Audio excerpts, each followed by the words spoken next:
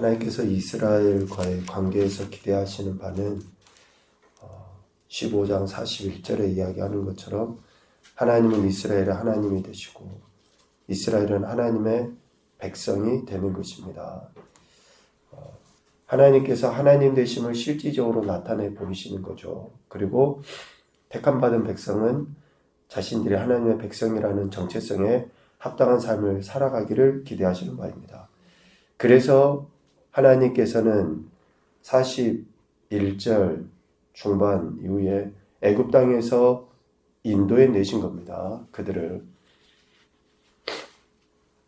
종살이 하던 그들을 애굽 땅에서 인도해 내심으로 하나님께서 이스라엘의 하나님이 되신다라는 것을 나타내 보이셨고, 애굽에서 건짐을 받은 이스라엘은 하나님의 백성으로 살아가기 위하여 15장 39절에 이야기하는 것처럼 하나님의 모든 계명을 기억하여 준행하고 방종하게 하는 마음과 눈의 욕심을 따라 음행하지 않아야 됩니다. 방종하는 마음과 눈의 욕심을 따라 음행하지 아니함으로 인해서 그들은 하나님의 백성이라는 것을 드러내 보여야 돼요. 왜 39절의 이야기가 중요하냐? 하나님의 모든 계명을 기억하여 준행하고, 당연하죠. 하나님께서 하나님이시고 이스라엘의 하나님이 되시려고 애굽에서 건져내셨기 때문에 그렇고, 애굽에서 건짐을 받은 이스라엘 백성은 삶의 모든 영역 속에서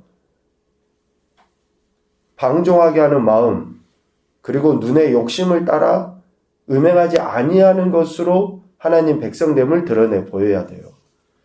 왜 그러냐면 하나님과 이스라엘의 관계는 모든 계명, 말씀에 대한 태도로서 증명되기 때문에 그렇습니다.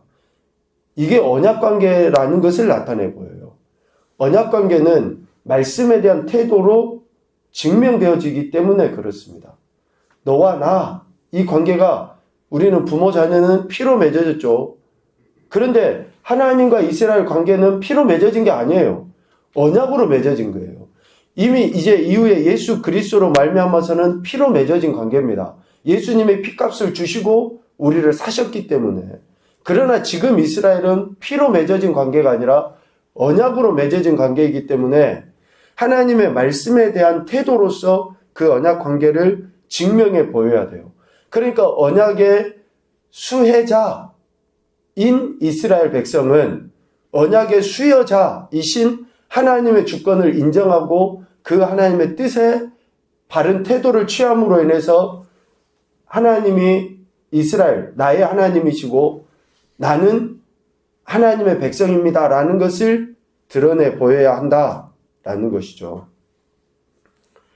39절 말씀을 기억하고 오늘 16장의 말씀을 봐야지 됩니다.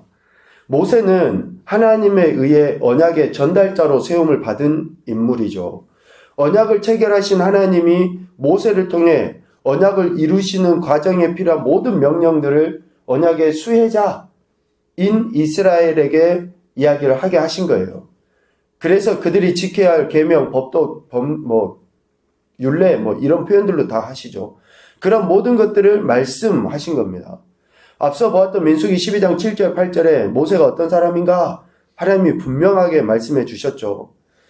내 종 모세와는 그렇지 아니하니 그런데 온 집에 충성함이라. 그와는 내가 대면하여 명백히 말하고 은밀한 말로 하지 아니하며 그는 또 여호와의 형상을 보고는 너희가 어찌하여 내 종 모세 비방하기를 두려워하지 아니하느냐. 지금 이 이야기는 누구에게 한 거예요? 이스라엘 백성들에게 한 이야기가 아니라 실질적으로 지금 아론과 미리암에게 한 이야기 아닙니까? 그들이 모세가 그 이방 여인을 취한 것을 가지고 모세를 비방한 것에 대해 하나님께서 아론과 미리암에게 한 이야기예요. 그러니까 이스라엘의 지도자고 제사장이라고 한 그들조차도 모세에 대해서는 비방해서는 안 된다라는 거죠. 왜? 모세는 하나님의 언약의 전달자로 세움을 받은 자이기 때문에 그렇습니다. 모세가 잘하고 못하고의 문제가 아니라는 것을 전제하고 지금 이야기를 하시는 거예요. 그래서 모세는 하나님께서 하신 명령을 분명히 듣고 이스라엘 백성에게 전달하는 사명을 감당하는 자, 그것도 지금까지 충성되이 잘 감당해 온 자라는 것이죠. 그런데 오늘 16장 1절 2절에 보니까 어떻습니까? 레위의 증손 고하, 세 손자 이스할의 아들 고라, 또 르벤의 자손 엘리압의 아들 다단, 또 아브람과 벨렛의 아들인 온, 이 당을 짓죠. 그렇게 당을 지어서 이스라엘 자손 총회에서 택함을 받은 자들 지휘관 250명과 함께 모세를 거스릅니다. 여기서 모세를 거스르다라고 할 때 그 단어 히브리어는 파님이에요. 파님. 이 파님이라는 단어는 우리 묵상할 때도 자주 나오죠. 얼굴, 면전, 직면에 그런 의미가 있어요. 그러니까 이 파님이라는 거스르다라는 그 단어는 얼굴을 피하다, 얼굴을 보기 싫어하다 라는 그런 의미가 있습니다. 지금 당을 짓고 모세를 거스르는 그 사람들은 모세 얼굴을 보기 싫은 거예요. 그런데 모세 얼굴을 보기 싫다라고 하는 것은 단순히 모세라는 한 개인의 얼굴이 아닙니다. 모세는 하나님의 언약의 전달자예요. 이스라엘이 하나님의 약속하신 언약에 의해서 살아가도록 하기 위해서 세움을 받은 자라는 거죠. 그러니까 하나님의 언약을 전달하는 모세를 보기 싫어했다, 거부했다. 이것은 언약의 수여자이신 하나님을 보기 싫어하고 하나님을 거부하는 것과 같다라고 할 수 있는 거죠. 모세와 아론을 거스르는 것은 결국 하나님의 주권을 인정하지 않기 때문이고, 더 나아가서는 하나님을 거스르는 그런 행위가 되는 것입니다. 오늘 9절, 10절 말씀에 보면 그렇게 이야기를 하시죠. 모세와 아론을 거스르는 그들의 행위에 대해 이렇게 이야기하십니다. 이스라엘의 하나님이 이스라엘 회중에서 너희를 구별하여 자기에게 가까이 하게 하사 여호와의 성막에서 봉사하게 하시며 회중 앞에 서서 그들을 대신하여 섬기게 하심이 너희에게 작은 일이겠느냐. 지금 저들도 이스라엘의 지휘관으로 세움을 받고 특별히 이스라엘 백성을 대신해서 하나님을 섬기는 일에 쓰임을 받고 있음에도 불구하고 지금 저들이 당을 지어서 모세를, 아론을 거스르는 거죠. 10절 하나님이 너와 네 모든 형제 레위 자손으로 너와 함께 가까이 오게 하셨거늘 하나님께서 그들도 가까이 하게 하셔서 그들에게 직분을 주셔서 그들이 감당하게 하시고 하나님이 가까이 하셨는데도 불구하고 10절 말미에 너희가 오히려 제사장의 직분을 구하느냐. 하나님의 주권을 거스르는 거예요. 하나님께서 저들을 구별하여 세우시고 그들에게 이러한 직분과 직책을 주셨음에도 불구하고 오히려 그것을 가지고 하나님의 언약의 전달자로 세움을 받은 모세를, 지금 이스라엘의 지도자인 모세를, 아론을 거스르는 행태들로 나타나죠. 그런데 어떻습니까? 이렇게 레위 지파로서 구별된, 그러니까 12지파 가운데 특별하게 구별된 지파 아니에요. 그럼에도 불구하고 하나님의 영광 가운데 사명을 감당해야 될 그들이 다른 지파들은 하지도 못하는 일을 감당하고 있음에도 불구하고 그들이 지금 모세를 거스르고 더 나아가서는 11절 이를 위하여 너와 너의 무리가 다 모여서 여호와를 거스르는도다. 하나님을 거스르는 그러한 행태들을 지금 보이고 있는 것이죠. 왜 이렇게 하나님을 거스르고 또 모세와 아론을 거스르며 원망을 합니까? 그들은 하나님의 일을 감당할 수 있게 됐다라는 것에 대한 진정한 감사가 없기 때문에 그렇습니다. 12지파 가운데 구별하여 세움을 받은 레위 지파임에도 불구하고 하나님께 대한 감사가 없어요. 제사장이나 레위인을 막론하고 하나님을 섬기는 일에 그 어떤 직능의 차이는 있을 수 있지만 하나님께서 택하시고 하나님이 직분을 맡기셨다라는 것에 대해서는 차이가 없거든요. 그런데 그들이 지금 이러한 행태들을 보이는 것이죠. 자, 왜 이들이 이러한 행태를 보이는가? 앞서 15장 39절 말씀을 보면 그렇습니다. 너희를 방종하게 하는 자신의 마음, 방종하게 하는 마음, 그것을 지금 저들은 제거하지 못한 거예요. 그리고 또 한 가지, 왜 저들이 지금 모세와 아론을 거스르는가? 오늘 본문 16장 12절부터 14절까지 말씀에 보면 지금 저들이 왜 거스르는지에 대한 원초적인 이유를 또 이야기해요.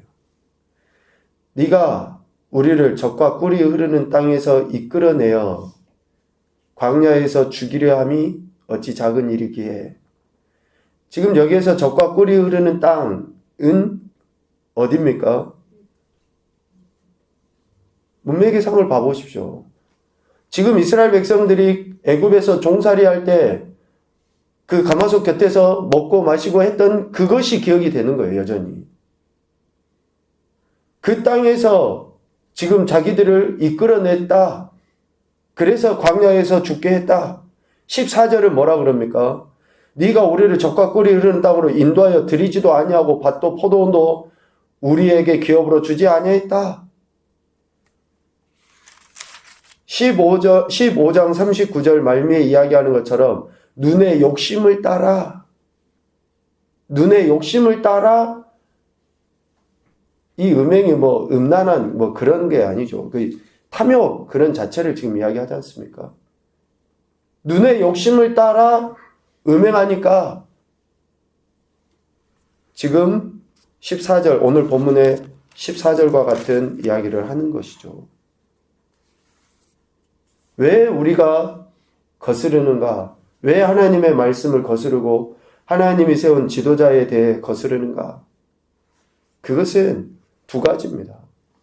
15장 39절에 이야기하는 것처럼 방종하게 하는 마음, 그대로 살아가는 거죠.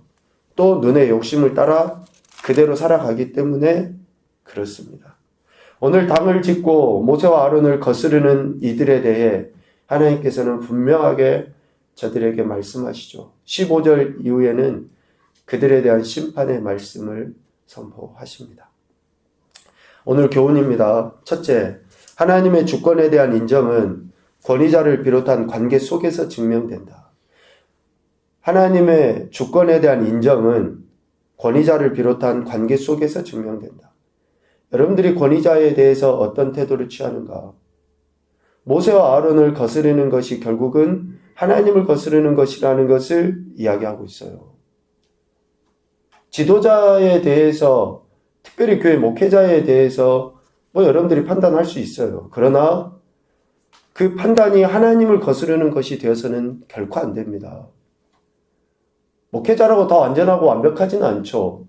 그러나 하나님 말씀을 전달하는 자로 세움을 받았다라는 것을, 즉 하나님의 주권을 첫째는 인정해야지 되고, 그 인정함이 여러분들이 바른 태도로 취하는 것으로 인해서 하나님의 주권에 대한 태도를 바르게 보여야 된다라는 것이죠. 두 번째, 하나님께서 주신 직분에 대한 감사는 다른 직분에 대한 존중으로 나타난다. 하나님이 여러분에게 직분을 주셨습니까? 그러면 그 직분에 대한 감사, 또 올바른 태도는 다른 직분에 대한 존중으로 나타나요. 여러분이 봉사하는 그 일이 하나님께서 맡기신 것이라고 생각하면 다른 사람이 봉사하는 것도 하나님이 맡기신 것이고 그것을 존중할 수밖에 없습니다. 그렇게 나타나게 되어 있어요. 세 번째, 하나님의 백성, 택함받은 그리스도인이라는 영적인 자부심을 갖고 살아가자. 누차 강조해서 하는 이야기입니다. 우리가 택함받은 백성이고 그리스도인이라는 것은 무엇으로도 바꿀 수 없는 매우 값진 은혜고 가장 가치 있는 것 아닙니까? 이런 영적 자부심이 있을 때 세속적이고 세상적이고 좀 세상 사람들이 이야기하는 것과 좀 다르더라도 우리 안에 이런 영적인 자부심이 있어서 이런 그리스도인 다움으로 살아가야 되는 게 아닌가, 그런 생각을 하게 되는 것이죠. 오늘 이 말씀을 통해서 우리 각자의 위치에서 하나님이 허락하신 그 직책과 직분에 대한 감사, 그리고 또 다른 직분에 대한, 특별히 말씀을 하겠습니다. 여러분, 목회자에 대한 존중이 있어야 됩니다. 말씀을 전하고 전달하는 이에 대한 존중. 제가 한 번도 여러분들에게 목사에게 잘하십시오, 뭐 하십시오, 이런 이야기 안 할 거예요. 안 했을 겁니다. 목회자를 존중하는 것은 결국 말씀에 대한 태도예요. 그 말씀에 대해 듣고 순종하는 태도가 결국 여러분들이 하나님을 존중하는 태도가 되기 때문에, 목회자가 잘못할 수 있어요. 그러면 여러분들 하나님 앞에 호소도 하십시오. 하나님, 왜 우리 목사님 저럽니까? 왜 말하는 거하고 행동하고 다릅니까? 이런 호소도 하나님 앞에 하시고, 만약에 그게 호소가 합당하다 그러면 하나님 목회자 바꾸시겠죠. 그러니까 그러한 일들을 여러분들이 죄로 범하지 않도록 목회자에 대한 존중의 태도를 보이셔야지 됩니다. 그래야지만이 여러분들이 하나님의 은혜가 여러분들에게 임하는 데 있어서 방해가 되지 않아요. 예수님께서도 그렇게 이야기하잖아요. 형제에게 원망 들을 만한 일이 있거든 재물을 제단 앞에 내려두고 가서 화해하고 와서 해라. 이 말의 의미를 여러분 묵상해 보십시오. 부부간에 친구간에 싸우고 나서 단순히 그 정도의 문제가 아니에요. 내가 은혜를 경험하고 내가 하나님 앞에 제사 예배를 드리는 게 걸미되는 것이 있다 그러면 그걸 제거하라는 것을 이야기하는 거거든요. 여러분들이 목회자를 통해서 은혜를 받아야 되는데 여러분들이 마음을 닫아버리고 목회자를 거스르는 것으로 인해서 하나님 앞에 예배를 제대로 드리지 못한다. 이거는 결국 목회자를 거스르는 것이 아니라 하나님을 거스르는 거예요. 목사가 하나님의 대리자라는 의미가 절대 아닙니다. 꼭 여러분들이 이 말씀을 당을 짓고 하는 이들의 행태가 하나님을 거스르는 것이기 때문에 지금 오늘 저와 여러분이 반드시 이런 말씀에 대해서 깨어 있어야 한다는 것을 강조해서 이야기합니다. 오늘의 이 말씀을 꼭 기억하시고 우리에게 주어진 직분에 대해 감사하시고 다른 직분자에 대한 존중과 배려를 통해서 하나님의 영광을 드러내시고 또 더 큰 은혜를 경험하시는 오늘 우리의 신앙과 삶이 되시기를 주님의 이름으로 축복합니다. 아멘.